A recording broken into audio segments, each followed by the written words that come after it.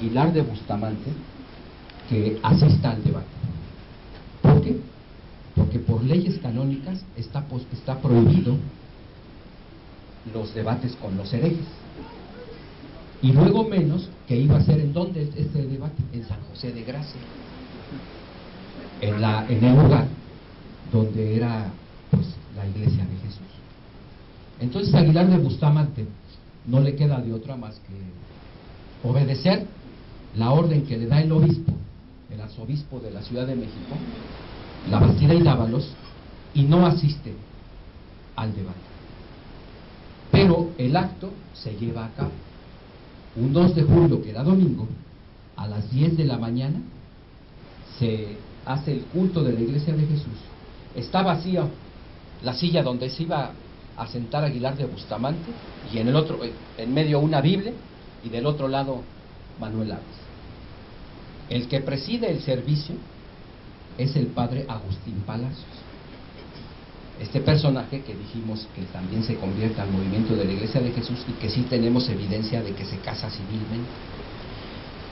Él empieza, ahí dice en la crónica publicada por el Monitor Republicano, que empieza leyendo el capítulo 20 de Éxodo. No te harás imagen. Se cantan himnos, y himnos que había traducido o compuesto Henry C. Rainer, y acto seguido se da la palabra a Manuel Aguas. Y Manuel Aguas empieza su sermón. Hoy Roma ha sido vencida. Ahí está vacía la silla de su representante y se suelta a un sermón muy encendido. Ese sermón lo tenemos íntegro porque es tomado en taquigrafía por un taquígrafo de la época y lo publica el Monitor Republicano, también de una manera muy extensa. ¿De qué habla este sermón? En la carta que escribe Manuel Aguas, el peso mayor, cuando él anuncia que se ha convertido a la iglesia de Jesús, la iglesia de Jesús, el peso mayor es una larga serie de versículos bíblicos. El peso de la exposición de Aguas en el sermón es más histórico. Habla de varios personajes de la historia de la Reforma, básicamente de dos de ellos. Ulrico Zwinglio. ¿Quién era Ulrico Zwinglio? El reformador de Zurich, en Suiza, que también leyendo la Biblia rompe con la iglesia romana, pero que a su vez le sale un grupo de discípulos más radicales que son los anabautistas. Ulrico Zwinglio se queda como que en una vía media, porque él, leyendo la Biblia, se da cuenta que hay que hacer bautismo de creyentes. Y Conrado Grebel y otro grupo de anabautistas que lo urgen a que ya se rompa con definitivamente la iglesia romana, finalmente también rompen con Ulrico Zwinglio y practican entre ellos el bautismo de creyentes un 21 de enero de 1525. Bueno, pero Ulrico Zwinglio es el reformador de Suiza que muere en batalla combatiendo a las fuerzas católicas. Pero antes de eso, en 1529 hubo lo que se conoce como el coloquio o disputa de Marburgo entre teólogos luteranos y, vamos a decirlo así, Zwinglio y sus seguidores, obligados por los gobernantes de Alemania y de este cantón suizo de Zúrich. Son enviados a esta ciudad, a Marburgo, para que se pongan de acuerdo y hagan causa común contra las fuerzas católicas romanas. Hacen una serie de puntos a discutir, las escrituras y varias cosas. Son 15 puntos. En 14 se ponen de acuerdo. ¿Cómo se obtiene la salvación? ¿Cuál es la regla de fe y conducta? Y los sacramentos y varias cosas. Pero uno de esos sacramentos, o ordenanzas, como se dice entre otras iglesias de creyentes, no se ponen de acuerdo. ¿De qué naturaleza es la Santa Comunión, que llaman algunos y otros la Santa Cena o la Cena del Señor? ¿Cuál es la enseñanza romana de eso? La transubstanciación. ¿Cuál es la enseñanza luterana de lo que sucede en la cena? La llamada consubstanciación. Es decir, el vino y el pan siguen siendo vino y pan, pero hay una presencia ahí, al lado, que realmente está presente, dicen los luteranos. Jesús es una consubstanciación, sí tiene algo, o es un hecho sagrado, dijéramos, está ahí Jesús, aunque no transmutado en los elementos. ¿Cuál es la postura de Zwinglio? Y también la que viene a ser la de algún grupo de iglesias de creyentes, los anabautistas y demás, una presencia simbólica. No hay transubstanciación, no hay consubstanciación, sino es una presencia, vamos a decirlo, simbólica o espiritual. ¿No es cierto? En ese punto no ceden uno y otro y no firman un acuerdo. Y cada grupo se va por su lado. Pero bueno, acá Manuel Aguas lo que habla es de Zwinglio como un personaje muy pequeño, pero que enfrenta el autoritarismo romano, rompe con él y da inicio a un movimiento de reforma en Suiza. ¿Cuál es el otro personaje? ¿Quién es el otro personaje del que habla en su sermón de manera muy encendida? Manuel Aguas, Martín Lutero. Y hace un resumen de lo que sucede en la dieta de en 1500, de la dieta de Worms. Se me estaba yendo el nombre. En la dieta de Worms.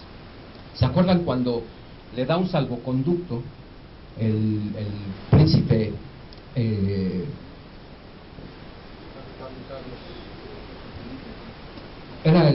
se me fue ahorita el nombre, me acuerdo, el sabio le decían, Federico el sabio, era Federico el sabio, gracias. Le da un salvoconducto para que vaya a Worms a discutir en la presencia del emperador de Carlos V las creencias. Ahí es donde en esta dieta de Worms le preguntan, ponen las obras de Lutero sobre la mesa y le preguntan: esto que está aquí es tuyo y reconoce lo que has escrito. Y Lutero muy hábilmente pide un día más para responder, ¿verdad? En abril de 1521, 18-19 de abril le toca comparecer en la dieta de Worms. ¿Cuándo cae la gran Tenochtitlan?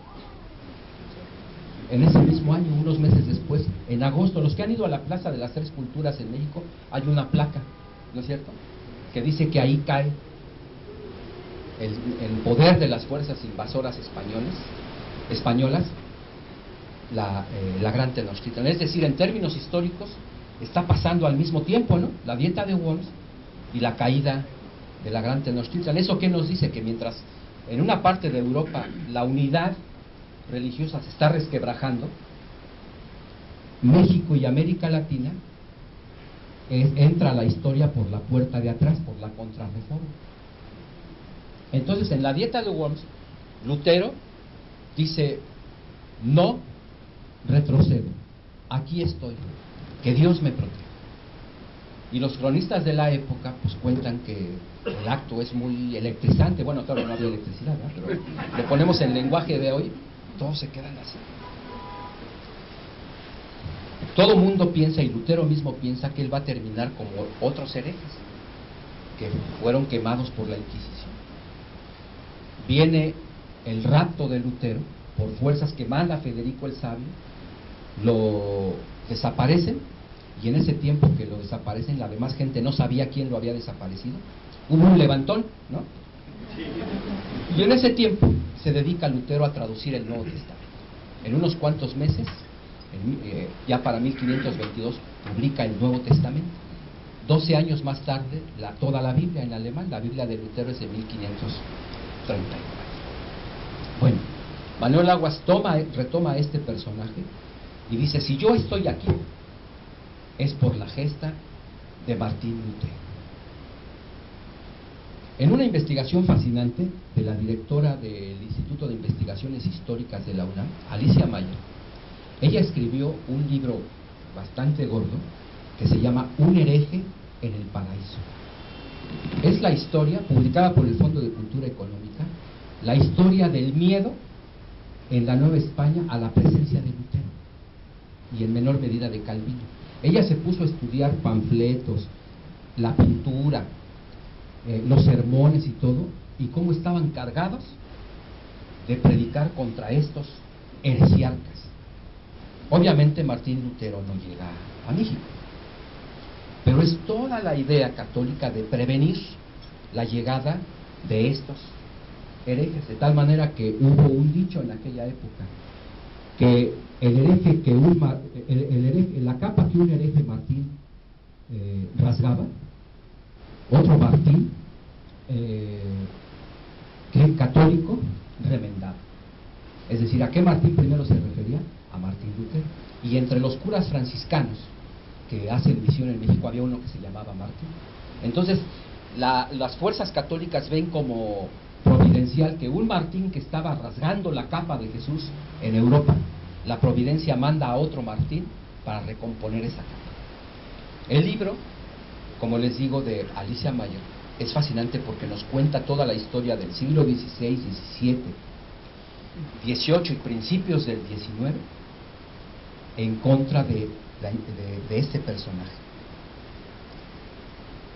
Se le acusaba de muchísimas cosas y era representado como un monstruo de 7 cabezas y una víbora y... El primer sermón público donde se habla elogiosamente de Lutero es el de Manuel Aguas. Dice ahí que había, otra vez estaba lleno a tope San José de Gracia, y es muy interesante leer el sermón, que quienes adquieran el libro van a tener oportunidad de leerlo porque ahí se va a reproducir íntegramente, de cómo elogia a Lutero. En un sentido hay una imagen muy exaltada, muy ensalzada de Lutero. También sabemos que Lutero tuvo sus sombras, ¿no es cierto? Pero ahí lo que le interesaba a Aguas era exaltar al personaje con el cual él se identificaba. Entonces, la siguiente imagen, por favor.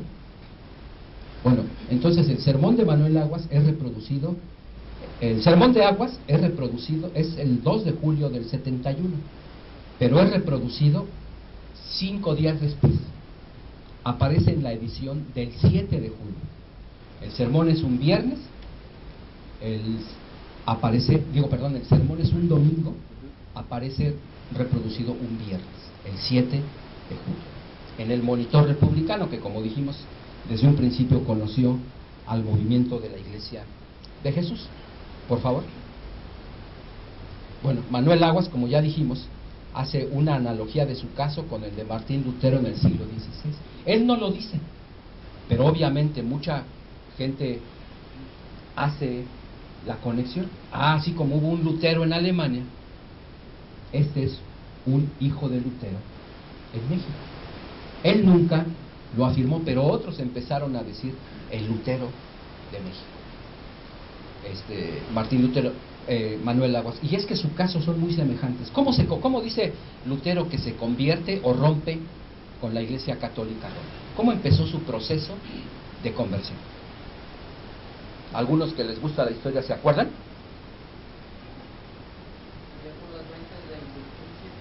¿No escucha? Por las ventas de las indulgencias, puede ser una causa. Bueno, él le toca ir a Roma y ve toda la cuestión de la venta de las indulgencias. Eso lo empieza a causar cierto malestar. Pero realmente el proceso que lo hace comenzar ya a criticar abiertamente es su lectura de la Biblia. Él es invitado por Federico el Sabio a ser profesor de Santa Escritura en la recién abierta y pequeña Universidad de Wittenberg. Lutero empieza a dar cursos de libros de la Biblia, los Salmos y varios otros, y a partir de 1515 empieza a dar el curso de la carta a los romanos. Para los que estén interesados, hoy día pueden leer lo que son las lecciones de la Carta a los Romanos de Lutero, porque ahí están siendo republicados esos libros.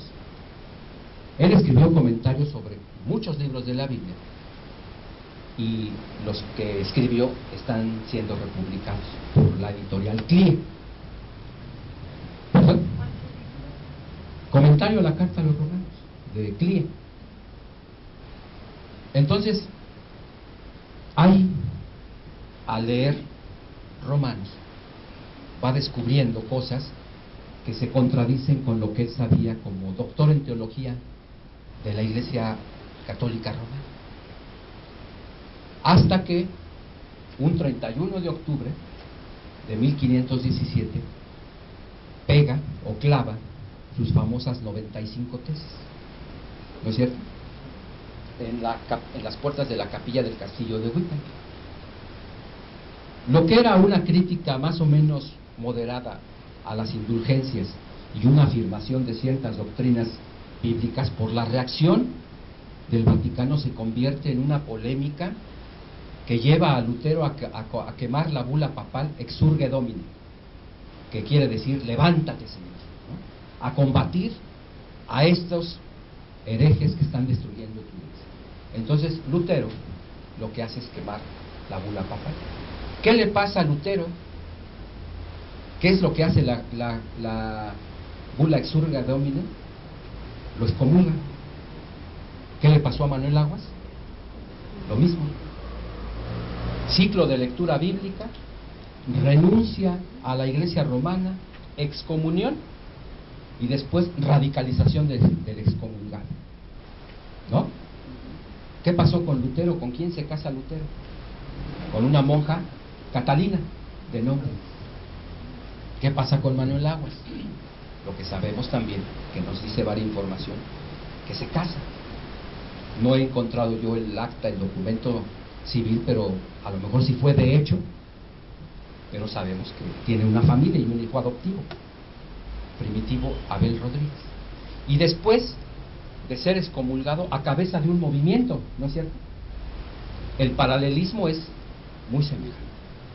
Por favor, la siguiente imagen. Bueno, después de mucho tiempo, bueno, eso de mucho tiempo es un decir, en los primeros días de agosto, la primera quincena de agosto de 1871, aparece un opúsculo escrito por Manuel Aguas que se llama así: Contestación que da el presbítero don Manuel Aguas a la excomunión que en su contra ha dado el señor obispo don Antonio Pelagio de la Bastida y Dávalos. El pie de imprenta es el mismo. Los que tengan excelente mirada se van a dar cuenta que dice que está impreso en la imprenta que dice ahí, y es en San Juan de Letrán número 3, es decir, donde se imprimía el Monitor Republicano, y que era la imprenta vecina de la primera instalación de la Iglesia de Jesús, que era el Salón de San Juan de Letrán número 2. Aparece en agosto, la primera quincena de agosto de 1871. Ese es el escrito más extenso de Manuel Aguas, que aquí tenemos.